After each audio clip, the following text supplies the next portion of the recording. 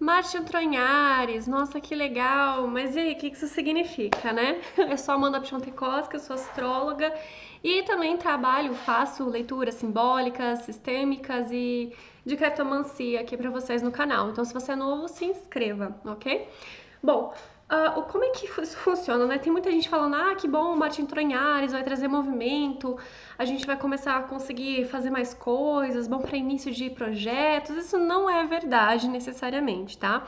A gente ainda tá com Mercúrio retrógrado, Mercúrio tá passando por uma estrela fixa terrível, muito temida, né? Uma estrela fixa maléfica que tende a prejudicar muitas coisas, tem muitos assuntos ainda voltando, então não é uma coisa assim pra gente celebrar exatamente, né? E pelo que eu me lembro bem, ano passado a galera não via a hora de Marte sair de Áries de tão terrível que estava, né? Então, assim, os trânsitos dos planetas pelo zodíaco é em relação ao ponto de vista terrestre, ok?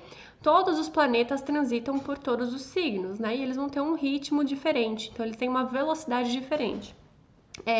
Marte vai ficar em Áries até o dia 5 de julho, então a gente aí vai ter um pouquinho mais de um mês ainda, né? Pra poder aproveitar aí essa vibe, digamos, né? Mas a gente ainda também tá com Vênus ali no finalzinho de Áries, passando ainda para Touro, que é seu domicílio. Mercúrio ainda está indeciso, ali retrógrado em Touro, passando pela estrela fixa Algol, que é bem temida. E enfim, né, para a gente ter um bom céu, um bom posicionamento astrológico, é levado em consideração muitas coisas.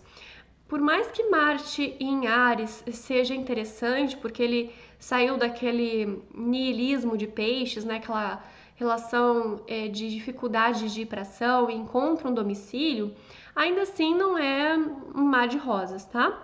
Porque ele é o pequeno maléfico, ele fala das ações, fala dos inícios, fala dos começos, então ele pode trazer sim algum tipo de movimentação pelos trânsitos astrológicos em relação ao seu mapa natal, principalmente se você tem alguma coisa em Áries ali, seja um planeta, um ascendente, o meio do céu, fundo do céu, ou até mesmo alguma casa. Então observa a casa que tem a cúspide em Áries no seu mapa, para observar se aqueles assuntos vão ter uma modificação até o dia 5 de julho, né?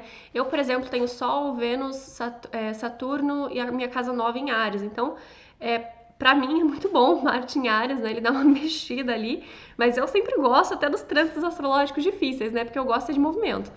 Então, assim, faz um trígono com o meu ascendente, então a gente pode observar também outros aspectos com base nesse movimento, né? Então, quais aspectos que a gente vai estar observando? Positivos, aspectos positivos, com Leão e com Sagitário também, né? Um pouquinho ali também de Gêmeos, um pouquinho de benefício para Aquário também, né? Dentro desse princípio da movimentação de Marte no signo de Áries, mas como ele caminha ali mais ou menos assim, num ritmo parecido com o do Sol, um pouquinho mais rápido, né? Quer dizer, um pouquinho mais rápido não, né? Entre aspas, depende do período dele, né? Ele dura 200 e algum tanto de dias ali, eu não me recordo de cabeça agora, para dar a volta completa no zodíaco, né?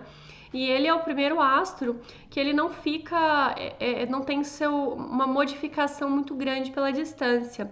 Porque assim, dentro da ordem caldaica, a gente vai ter a Lua, que ela, por mais que gire todo o zodíaco, independente do Sol, ela tem sua luminosidade modificada, sua aparência modificada conforme a distância do Sol.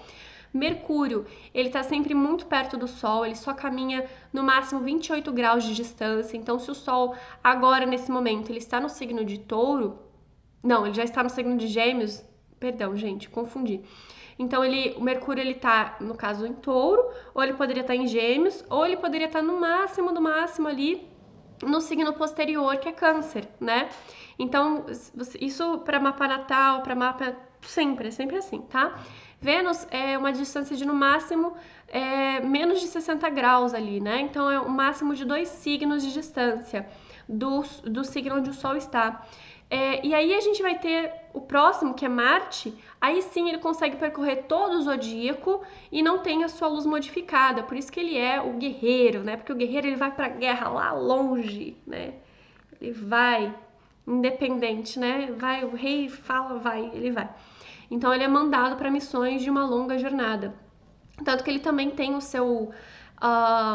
ele é co-significador da casa 3, né? Que é a casa das viagens curtas, né? Das comunicações, das pequenas distâncias ali. E então ele tem esse co-significador. Não significa nenhum tipo de dignidade. Então, ter Marte na casa 3 não é necessariamente legal. Na verdade, Marte no mapa nunca é legal, entendeu? Ele sempre vai dar zebra onde ele tá. Por mais que ele esteja muito bem dignificado, porque ele tem o título do pequeno desagradável, né? O pequeno maléfico. Porque ele é de natureza quente e seca, ele é o deus da guerra. Quem que gosta de guerra e briga e violência, né? Ninguém gosta. Eu nem poderia estar falando essas palavras tão repetitivas, né, aqui no canal, porque geralmente, né, a plataforma não gosta muito, mas eu vou tentar ser um pouco mais amena. Porque ele, justamente, essa relação da ira, ela está presente em todas as mitologias, ela está presente dentro da história da humanidade, desde que o mundo é mundo, né? Porque é um princípio de ação. Como o ser humano ainda não consegue ir para ação sem ter um incômodo o movendo, e muitas vezes dentro de um princípio de falta de carência, de conhecer algo diferente ou de utilizar outras ferramentas que não a força bruta, então ficou muito incutido ali, né, essas, não necessariamente força bruta, mas a imposição mental, psicológica também acontece, né, e que é o que acontece mais hoje em dia, né, é mais não necessariamente uma força física, mas acontecem diversos outros tipos de imposição da força, né. Tô cuidando das palavras, tá? Pra quem não percebeu, minha forma amena de falar é tô cuidando das palavras, porque aqui a plataforma não gosta muito, né? É gatilho, digamos assim. E então, Marte em Áries Áries ele também é o deus da guerra, né? Ele é o domicílio diurno, é onde ele vai mais para ação, onde ele faz mais acontecer, onde ele tem um maior domínio de liderança, não num sentido de autoridade necessariamente, mas de tomar iniciativa para que as coisas aconteçam, né? Onde há uma vontade de iniciar, de começar, de fazer acontecer. Então, ele está domiciliado aqui nesse signo. Então, por isso que muita gente está considerando algo muito bom. Mas se a gente for considerar só isso, ok, é energia, é força, ação, vamos para frente, vamos fazer acontecer. Mas se a gente for considerar também todo o contexto do céu do momento, por isso que eu nem estava muito animada de falar sobre isso, ainda não é o melhor céu do mundo, não é o melhor céu dos céus, né? Principalmente eu acho que a relação de Mercúrio ali, ainda travando batalha com aquela estrela fixa, né? Tá complicada a situação, muita complicação nos relacionamentos, muita complicação em temas assim densos pra gente estar trabalhando aqui agora, né? A gente veio de uma série de eclipses e vai ter mais 2 eclipses, né? Num eixo assim complicado. Então, muitas pessoas estão sendo afetadas por isso, muitos países, muitas nações, né?